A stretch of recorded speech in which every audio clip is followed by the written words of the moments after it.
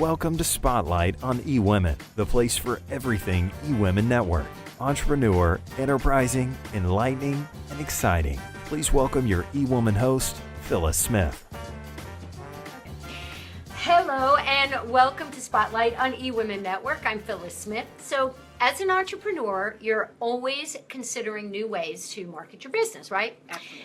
Well, the important thing is, how do you stand out from the rest of your competitors? So I've got to tell you right now, and Margaret is going to attest to this, that if you have not considered a podcast, you better consider it. You should be doing a podcast. That is the trend. That is the way to go. And here's why. Over 40 million people search the iTunes store for content every single month. 40 million. Podcasting grows around 23% a year. The same number, I love this, the same number of Americans who use Twitter listen to podcasts. Mm-hmm. Weekly podcast listeners listen up to 5 different shows a week. And the demographic, that's 12 to 54, which is, if you're in broadcast radio, which I was for many, many years, that's where everybody wants to be. Who's number one in age 12 to 54, that demographic? They all listen to podcasts, okay? Right. So if that's your demo, somewhere in there, you need to be doing a podcast. So you got the picture. The thing is, though, if you want to get your podcast heard, you need to know how to market it to the world. So I have brought in, as you can see, Margaret Kroom. She is our eWomen Network Director of Digital Marketing, and she's going to give you some tips on how to break through the noise and have your podcast stand out to an online global audience. And I just want to say, Margaret, this is part 4 of a 4-part series on a blog on our eWomenNetwork.com website, and the blogs are all about podcasting. So the first one was about how to start a podcast. The second one was about producing a podcast. The third is about hosting. The thing is, you can do a fabulous show, but if nobody's listening, what's the point, right? So Margaret is here to help us break through and know how to really market and sell, get your show heard. Thank you, Phyllis. Welcome. For inviting me. I'm so glad you're here. You're welcome. Okay, so the first thing I did in the blog talk about content, but from a marketing perspective, what would you say is the most important thing about your podcast in terms of it being heard, being listened to? Well, everyone's about niche these days, and it's so true, but the number one thing is that you tell people how and not why. People want a bullet point list. They want to be able to know how to do something. So when you're writing the content for your podcast, which you should, don't ever wing it, it should be about the how, not the why. But let's go back to the audience. Everything is about niche. Everybody is not your audience. Mm-hmm. It's about niching it down. It's about what distinguishes you from everybody else in that space. And you can usually think of a reason why. If you've done your research, you know who else is out there podcasting in your space. So make sure you have something that distinguishes you to help you carve that out. So make sure that you know who your audience is. If you don't know who it is, don't do a podcast yet, and don't worry about growing it. Call Margaret. She'll help you figure it out. That's right.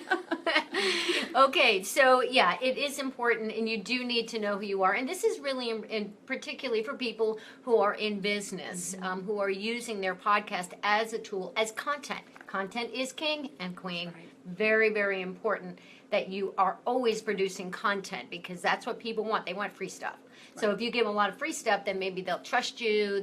Right? That's kind of how that works. Right. All right. So a lot of people, when they do podcasts, they do interviews. Right.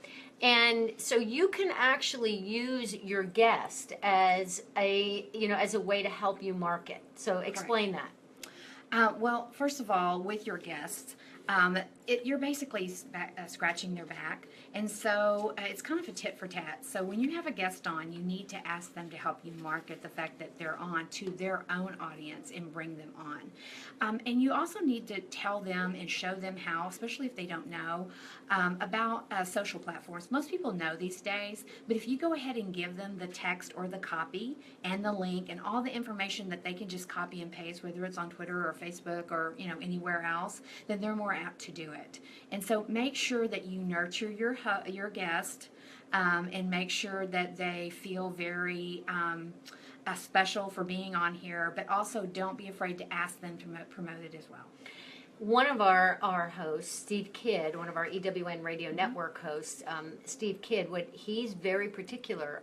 Once he got established, he was very particular about only choosing guests who had a big social media following.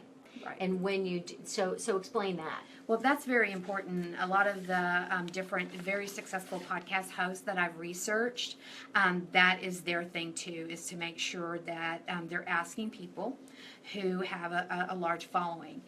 Now, sometimes that's hard because a lot of people are asking them, so you need to get in their space. You need to tweet them. They need to know who you are. You need to go, you could even go to a blogger or a podcast convention or, some type of networking thing for that and be able to shake their hand and introduce yourself. And instead of, if you just send them an email, you're not going to get a response. So make sure you're engaged in their podcast too and comment and just don't show up to ask to help you. You need to help them. So I really want to get into some specifics about promoting your podcast on social media. So you say, do not be social only on the day of your podcast or the day before your podcast. Be social every day. Absolutely. So explain what that means and then lay out for us a social media schedule. Like what would a social media for a podcast schedule look like? Okay. So first of all, you have to be consistent. Consistency is king or queen. It's what you have to do. People have to see you show up every single day and talk about your topic. And you can't just the day before post it and the day of post it and then sit there and wait for people to join your podcast. You have to be in it all the time and be consistent. So use a platform like Hootsuite to pre-schedule announcements at least 3 days beforehand and then 3 days after. So your pre would be introducing what you're going to be doing. Your post will be covering what you did. So always make sure you do 3 and 3. Mm-hmm. And if you record, I call it, I always like to say get 6 in the bank. Do 6 recordings, like boom, boom, boom, and get them out there and get your stuff scheduled. And then you'll have it done for 6 weeks. And in that 6-week time, you can be building up for all your other interviews, your other content, and things like that. Be highly organized and schedule your tweets, schedule your Facebook post. Mm-hmm. Yeah, and then if people respond, make sure you get on there and answer them. Don't ignore them. This social media is not a one-way communication. Mm-hmm. It is a two-way. Mm-hmm. Regular radio that you hear on the in your car on the way to work, that is one way. This is two-way, and the same with podcasting because people comment on there and they also get on social media and comment, so make sure that you're engaging. Yeah, and you say post your podcast on your Facebook business page that post to your ideal audience for as little as $5. So you can boost it. Yes. So talk about that. Right. So say you make your announcement that you're going to do your podcast, and you can go into if you have a Facebook page, other than a profile page, you can boost it, and you can pick out your ideal audience. You can pick out their interests. So if you're into finance or getting capital, let's just say for getting capital for entrepreneurs, you can go in there, and maybe your audience is just female, and you can pick females between this age group that associate themselves with business owners or entrepreneurs within a certain mile radius of your city even. Okay, yeah, you're trying to be all over the United States. Okay, say the United States, but know that the most expensive audience on Facebook are women between the ages of 30 and 55. And so just know that. Try to niche it down as best as you can and engage those people. You can also, if it's another particular interest, and it's finance, it's accounting, and you can put that in there as well and really niche it down, boost it $10, $15, $20 for a couple of days, and it's worth it. And I think that's important overall, overarching thing about marketing on social media in Facebook is that the wide net of, wow, you know, Right. I'm broadcasting, I'm sending everybody, the public, this Right. posting. That doesn't mean squat. Right. Squat. Squat. It's about targeting, and you Absolutely. can do that on Facebook. Absolutely. Okay, and Twitter also allows.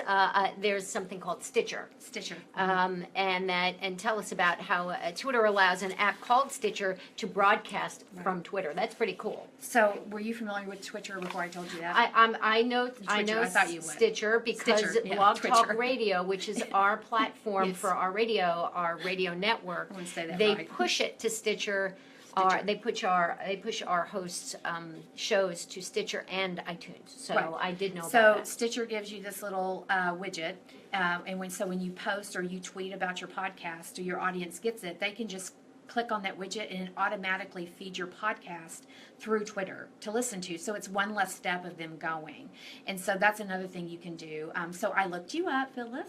And you're on there. They're a little behind, you know. They're a little behind, so I'd have to look into how to get them caught up if you're doing something. I mean, very current. But if you go ahead and post your podcast out there before you announce it, maybe their scanner, their algorithm that pulls it will do that. So yeah, use Stitcher. Okay. Totally. All right. Well, that's great to know. All right. So I want to get into the most important thing about building loyalty, because even in your business, I mean, it's not just about having customers one time. It's about creating loyalty and building loyalty. So what's the most important thing about building loyalty and momentum for your podcast? Well, first of all, you have to be consistent. I said that a while ago. I'm saying it again because here's the thing. You start your podcast and you tell your friends and family that love you the most to please listen. So maybe you have 25 on. The second week, maybe you have 30. Some more people jumped on. They told some people, and then you have 50. Okay? Then guess what? You skipped 2 weeks because you had a lot to do, didn't have time, and then when you got on again, you had 5.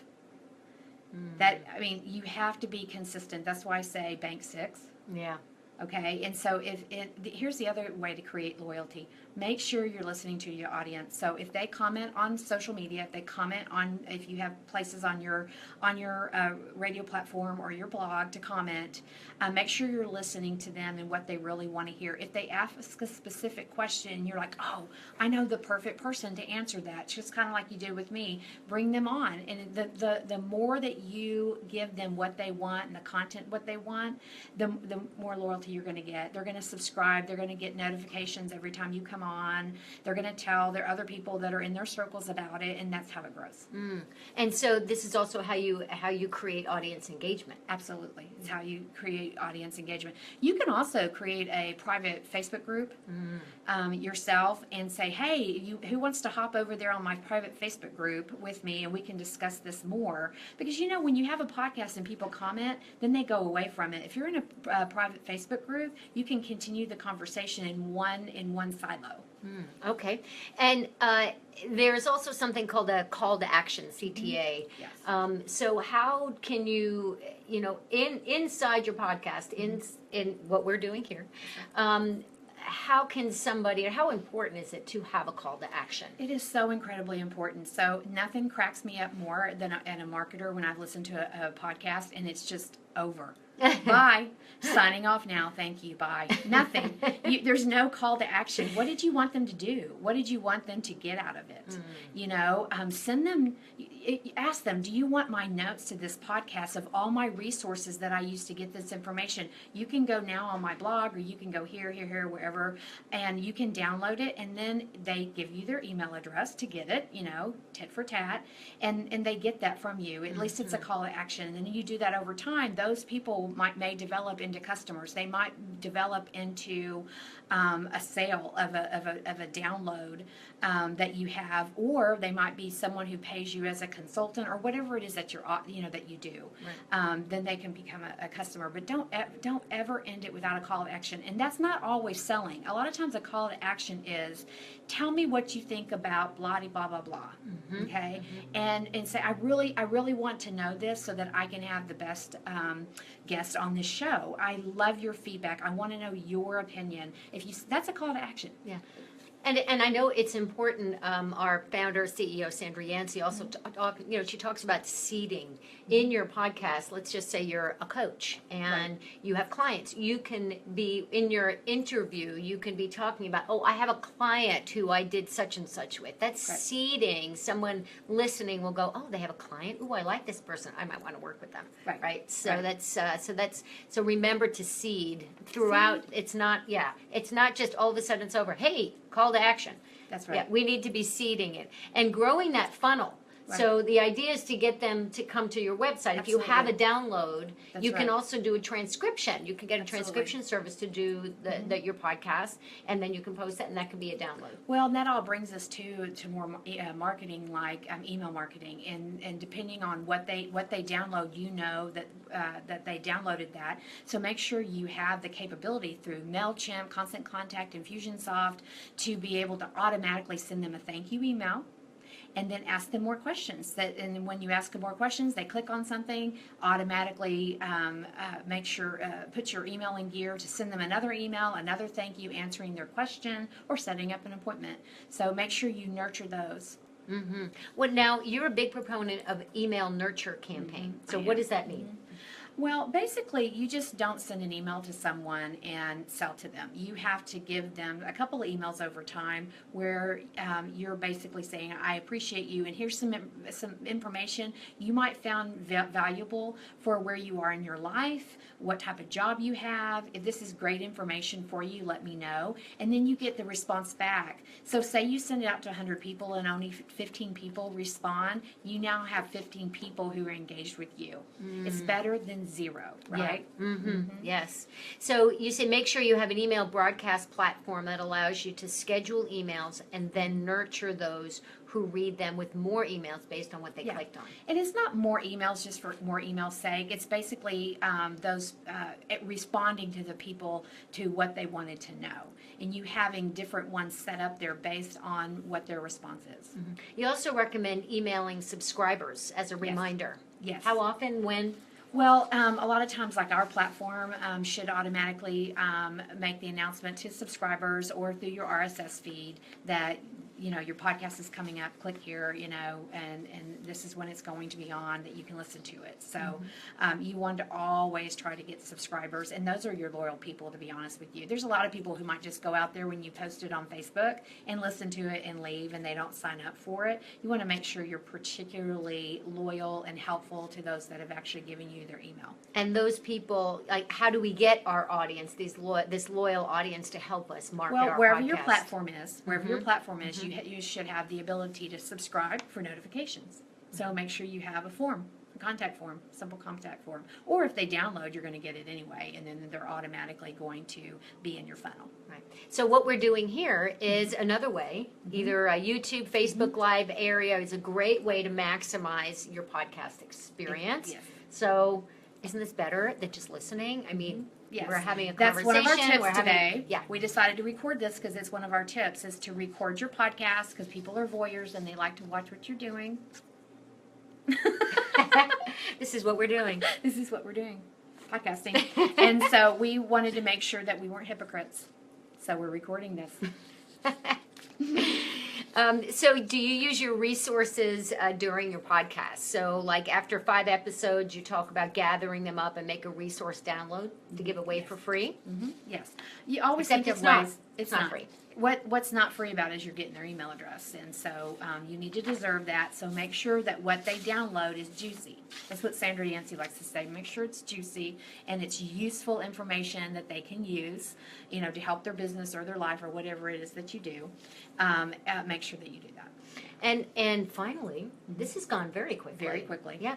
So how can we maximize our exposure on iTunes? After all, iTunes is kind of it. That's the place, right? Yeah, that's the place. So one of the things about iTunes is they rank you based on reviews. So if you don't have any reviews, no matter how good it is, they're not going to throw you at the top for any reason. But let me tell you something.